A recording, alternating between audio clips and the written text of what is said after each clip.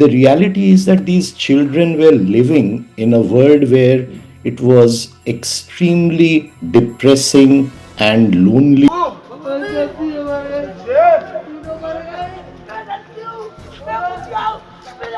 गाजियाबाद की Bharat city society जो कि इस वक्त सुर्खियों में है, वो इस वजह से क्योंकि निशिका, प्राची, पाखी, 3 लड़कियां 16, 14, 12 साल की, जिन्होंने सुसाइड किया है 9वीं मंजिल से कूदकर। But if you go slightly behind the scene from the obvious and the apparent reason that the father refused them to have access to the Korean serials and deleted their YouTube channel, the reality is that these children were living in a world where it was extremely depressing and lonely for them. So these three children were not attending school.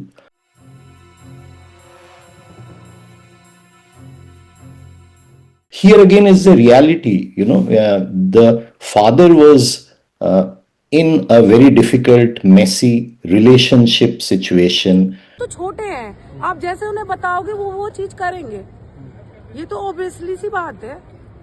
जानकारी के अनुसार पिता ने 2 शादियां कर रखी थी। भाई वही बस कुछ बोलना नहीं चाहते, गलत वही गलत है। अपने घर के माहौल में 2 बीवियां एक साथ रख रखी हैं, अरे अलग अलग रखो। As far as I have gathered from the snippets which I have read from the newspaper, television, what I've heard, they were having significant family problems. So the parents were extremely preoccupied and distressed with their own trouble, and therefore they could not understand the impact of what it was having on their children's mind. So if you ask me, what was perhaps missing or lacking is proper family conversation and family time. I personally believe it is most important to have continuing conversations with children.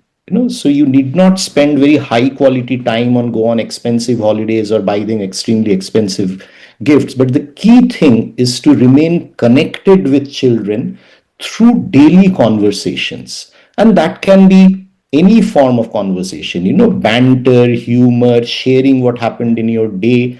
So I think a lot of us confuse between parenting and disciplining. Parenting is a much more broader issue where you are having fun, you are disciplining your child, you are having conversations with your child, you are sharing your day. You can do any mundane activities together, like organizing the cupboard, cutting vegetables together, going out for shopping, so that you have an opportunity to communicate with your children. So if you ask me, how can parents know about what is going on in their child's mind?